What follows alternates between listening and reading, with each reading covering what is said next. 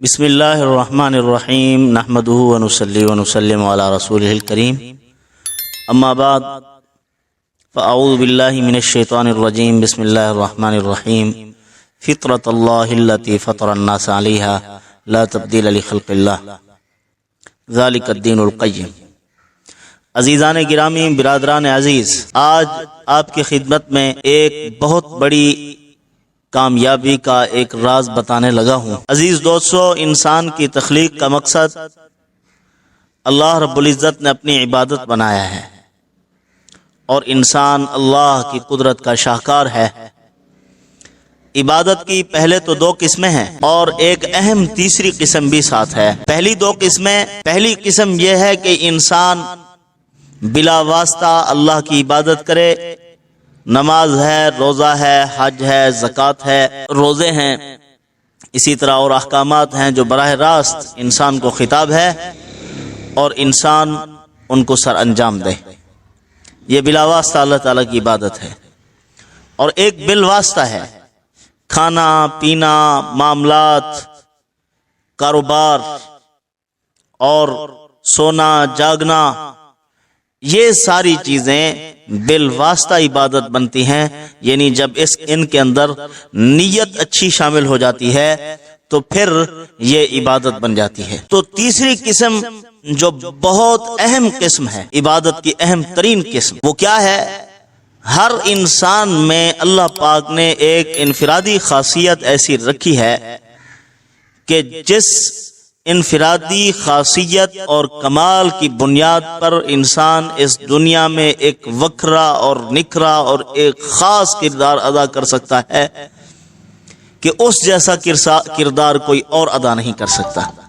مثال دیکھیے، جیسے دنیا بھر میں اربوں انسان ہیں، ایک کی شکل دوسرے سے نہیں ملتی، ایک کا فنگر پرنٹ دوسرے سے نہیں ملتا، تو اللہ تعالیٰ نے ہر انسان کو فنگر پرنٹ بھی الگ الگ عطا فرمایا ہے، شکل صورت بھی الگ الگ اللہ پاک نے عطا فرمائی ہے۔ اسی طرح ہر انسان میں اللہ تعالیٰ نے ایک انفرادی خاصیت رکھی ہے، جیسے کہتے ہیں کہ ہر پھول کی اپنی خوشبو ہے، اسی طرح اللہ پاک نے ہر انسان میں ایک ایسا کمال رکھا ہے جو دوسرے میں نہیں ہے۔ یہ اللہ تعالیٰ کی کمال قدرت کا مظاہرہ ہے کہ اللہ تعالیٰ نے انسانوں میں ایسے ایسے کمالات رکھے ہیں۔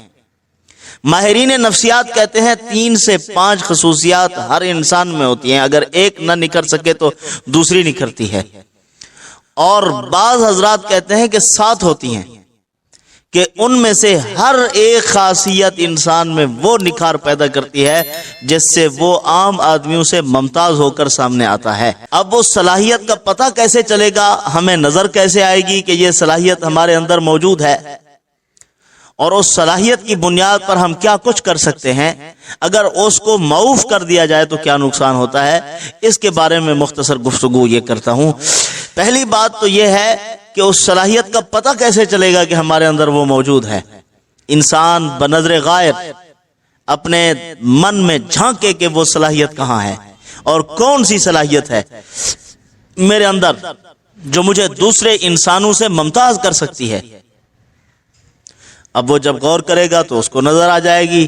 غور کرنے کا کیا ہے اصول؟ یہ ہے، تمام ماہرین نفسیات اس اصول پر متفق ہیں جو حضور اکرم صلی اللہ علیہ وسلم نے ارشاد فرمائی، کل میسر لما خلق لہ، یعنی جس کے لیے انسان کو پیدا کیا گیا ہے وہ ہر چیز اس کے لیے آسان ہے۔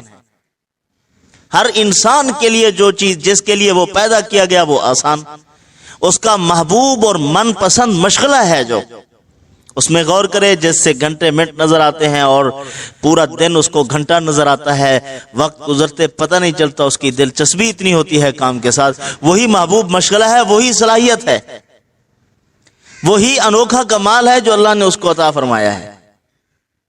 یاد رکھیے، ہم اللہ تعالیٰ کی بندگی کے فرائض سر انجام نہیں دے سکتے جب تک اس صلاحیت پر عمل نہ ہو سکے جو اللہ نے ودیت فرمائی ہے۔ ایک بہت بڑے مفکر نے لکھا ہے کہ انسان میں وہ خاصیت جو اللہ نے رکھی ہے، اس صلاحیت کی بنیاد پر انسان جو کردار ادا کرتا ہے وہی عبادت ہے، اور اہم ترین عبادت ہے۔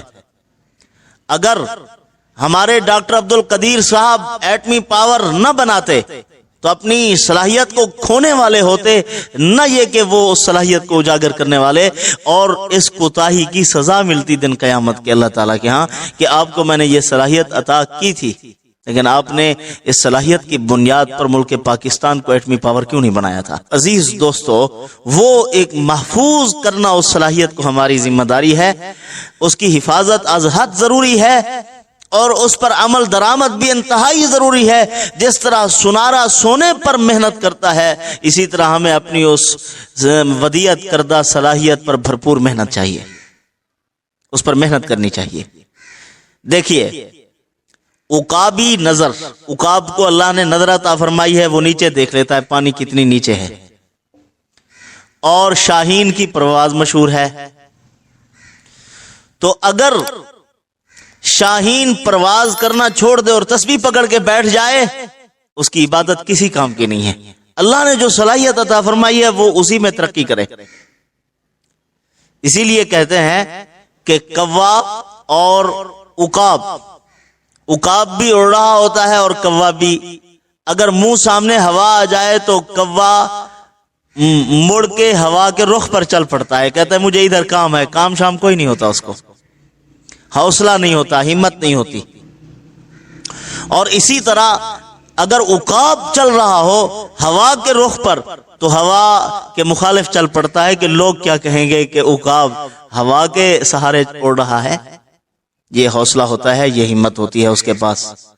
تو عزیزان گرامی، ہمیں اپنی اس صلاحیت کی حفاظت اور اس صلاحیت میں رہ کر ہمیں اپنا کردار ادا کرنا چاہیے۔ معاشرے سے دب کر یا والدین سے یا صرف اسی وجہ سے اپنے شعبے کو چن لیا جاتا ہے کہ اس میں پیسہ زیادہ ہے، جبکہ وہ بندہ اس شعبے کے ساتھ نہ انصاف کر سکتا ہے نہ اس کو ٹاپ کر سکتا ہے، ڈھیلا ڈھیلا رہتا ہے، وہ اس میں کمال حاصل نہیں کر سکتا، وہ شعبہ ہی نہیں ہے اس کا۔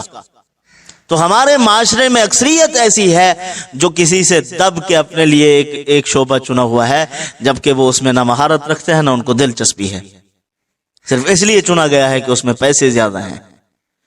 تو اس صلاحیت کو جانچ کر صلاحیت کے مطابق عمل کرنا اور اس میں ترقی کرنا اور پرواز کرنا اور آسمانوں میں پرواز کرنا، یہ ہمارا مقصود عین ہے اور اسی کا نام عبادت ہے۔ تو جب ہم یہ کریں گے انشاءاللہ العزیز، ملک کو بھی قوم کو بھی اللہ پاک دن دگنی رات چوگنی ترقی نصیب فرمائیں گے اور ملت کے سکوت ہوں گے۔ ہم اپنے ملک و قوم اور اپنے وطن کے لیے سرخروئی کا باعث اور سرداری کا باعث بنیں گے۔ وما علینا الا البلاغ۔